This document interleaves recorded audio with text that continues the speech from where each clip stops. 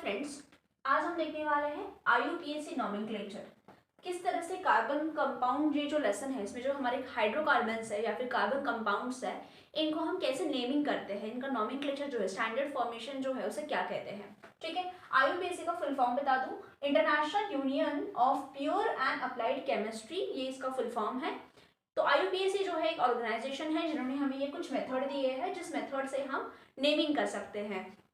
तो सबसे पहले इंपॉर्टेंट है वर्ड रूट। वर्ड रूट का मतलब है कि आपके जो चेन है, आपके जो कार्बन चेन है, उसमें कितने नंबर ऑफ कार्बन प्रेजेंट है। तो अगर एक ही कार्बन प्रेजेंट है आपके चेन में तो उसको हम लिखेंगे मीथ।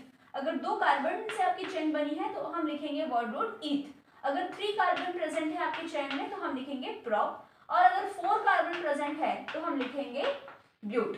अगर 5 है तो पेंट, 6 है तो हेक्स, 7 है तो हेप्ट। इस तरह से वर्ड रूट जो है वो हम नोटिफाई करेंगे।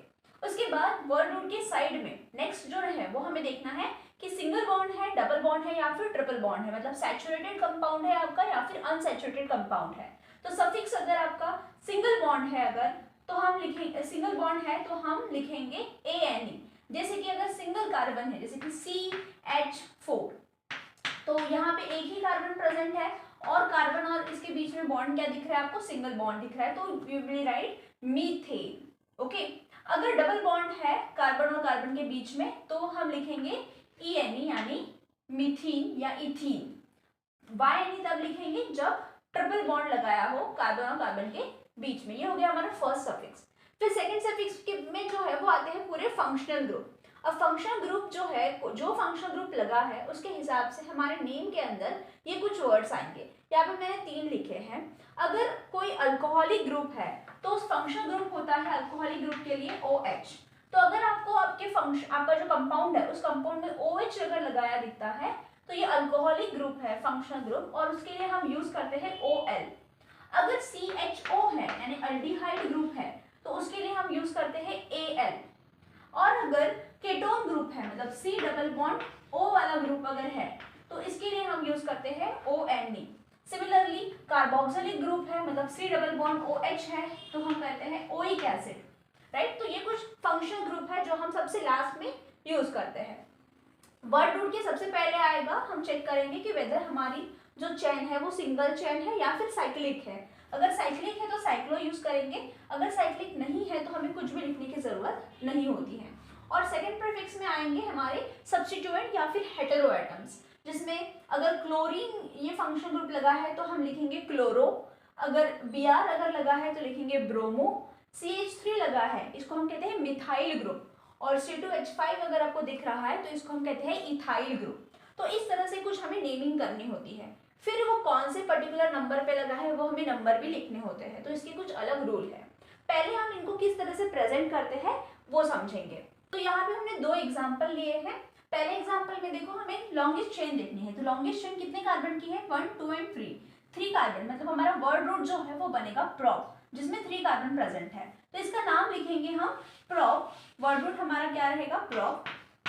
अब हमें नेक्स्ट चेक करना है कि सिंगल बॉन्ड है, डबल बॉन्ड है या ट्रिपल बॉन्ड है। तो आप देख सकते हो यहाँ पे सब कार्बन के बीच में सिंगल बॉन्ड है, सिंगल बॉन्ड का मतलब ANE लगेगा, तो प्रोप ANE। और हमें देखना है क्या यहाँ पे कोई फंक्शनल ग्रुप लगाया है तो नहीं, और कोई साइक्लिक तो कंपाउंड है नहीं, और कोई सब्स्टिट्यूएंट भी लगा नहीं है, तो इसका नाम बन जाएगा प्रोपेन। ठीक है, तो ये जो कंपाउंड है वो है प्रोपेन। अगर हम दूसरे कंपाउंड की बात करें तो यहाँ पे आप देख सकते हो कि कितने कार्बन प्रेजेंट है, 4 कार्बन प्रेजेंट है, मतलब ब्यूट। आपका जो कंपाउंड है वो ब्यूट है।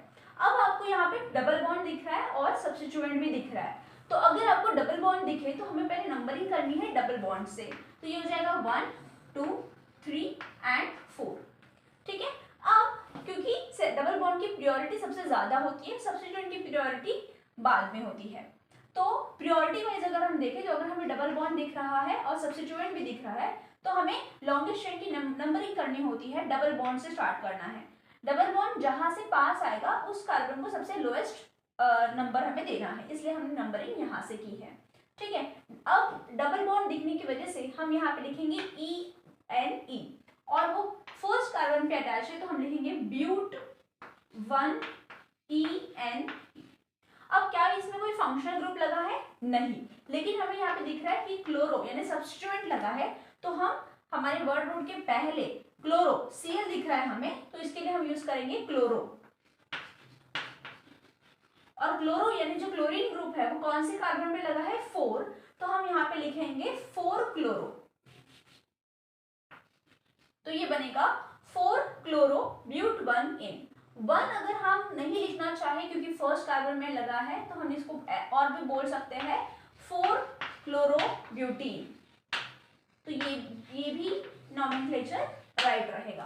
तो you can say 4 chloro butene या 4 क्लोरो ब्यूट 1 इन। अगर ये डबल बॉन्ड फर्स्ट पे ना लग के सेकेंड पे लगा होता, तो हम लिखते 4 क्लोरो ब्यूट 2 इन। और इस केस में फिर ये नॉमेनक्लेचर जो है हमारा, ये जो नेमिंग है ये गलत हो जाता है, हम उसको ऐसे नहीं लिख सकते। सेकंड इस पे लगा है तो यू हैव टू राइट 2, वहां पे आपको लिखना ही पड़ेगा, ठीक है।